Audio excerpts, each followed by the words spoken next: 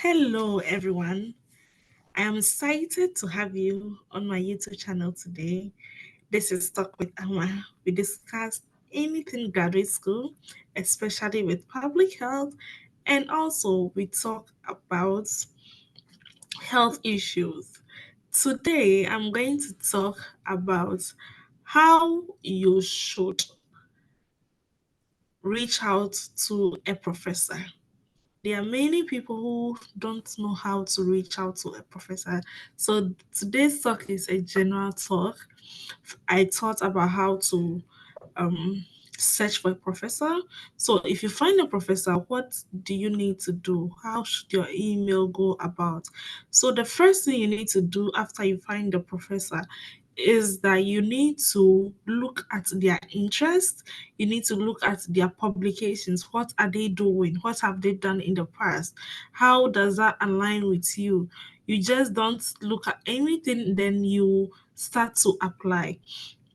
What you need to do is that you look at what they are doing, how it's of interest to you, and what they've done in the past, the kind of students they have. If it's over there, you can see it. You look at the kind of students they have, then you now write an email to them. So before you write your email, you should have your unofficial transcripts ready. You should have your, if you are a master's student or an undergraduate student, you should have your undergraduate student copy of your transcript ready, or your master's student and undergraduate student copies ready. That's if you're a graduate student, like you have a master's already. Then you should also have your CV on standby. Your CV should be academic standard, not more than 2 pages for sending an email to a professor. So when you have these two things down, then you start your email. So the body of your email, the subject line is going to be prospective masters or prospective PhD students for fall 2025, fall 2024. That is the subject line, prospective, because you don't have an admission yet. So it's going to be prospective MPH student, prospective PhD student, prospective master student. That is how it should be. Then you come to the body of your letter. So you start with dear Dr. This. So, for example, dear Dr. Amma Adum, because some of them you may not know their first name and their last name. So, if you write the full name, it's good. If you know the last name, you can address them by their last name. So, dear Dr. Amma Owusu, that is how you do it. Or dear Dr. Joe Biden, that is how you do it. I am, then you start to introduce yourself.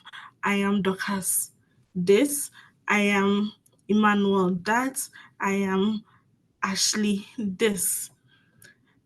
That student, that is if you are still a student, you write that you are still a student. I am a physician assistant here.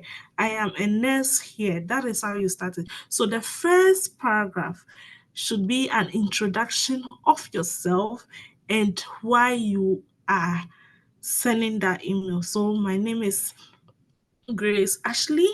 I am a nurse at University of Washington Medical School. I am reaching out to you to work under your supervision at Connecticut University for fall 2024. That is the first paragraph.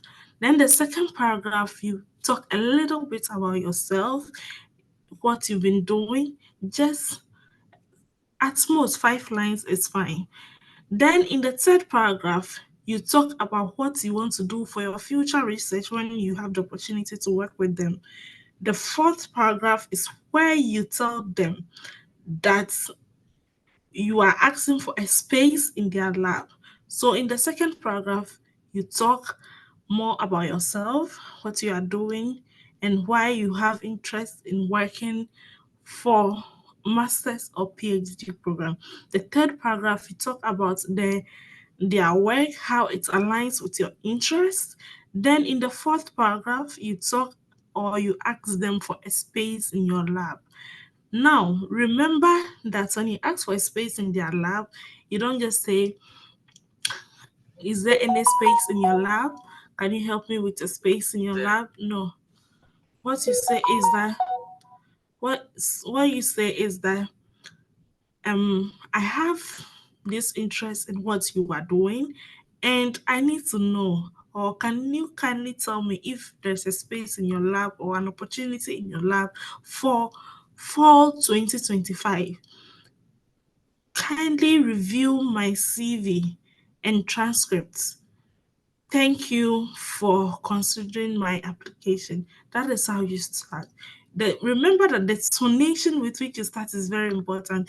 You should not be shouty, you should not be beggy, you should be academic. So, this is what I want to tell you today. As you are writing that code email or that email to a professor, kindly make these adjustments. Do not just write anything because for the sake of writing it, do not copy from Google or anything. Let it be to the test or to let it suit the professor you are writing to. Also, do not send the same email to two professors in the same department or in the same school. You should tailor every email to the interest of each professor. So don't send the same email to two professors from the same department or the same school. It is not done because sometimes the professor may not have an opportunity in his or her lab, but then she's going to forward that email to another professor who may have that opportunity for you. But imagine you also send the same email to that same professor. It shows that you didn't really do much research, you didn't put much work in what you are doing. So do not do that. And there is always time for follow up. When you send an email and after 5 days or a week, 5 working days, you don't hear from a professor, you can send a follow up. Tell the professor, I sent you this email, I haven't heard from you. Can you kindly let me hear from you? Then you give them some time. If you don't hear from them, it's a lot of things. One of them is that maybe the professor is not by his email or he is busy. He has a lot of emails and he cannot find your email presently, or he may not have funding and he doesn't want to disappoint you, so he's not replying to your email. But in all things, be consistent and apply discipline. All right. Thank you for listening to me, and I hope you are having a great time and being committed to applying for graduate school. I'm going to talk to you later. If you have not subscribed to my channel, kindly subscribe, hit on the notification button, and I will bring you more updates. Bye bye.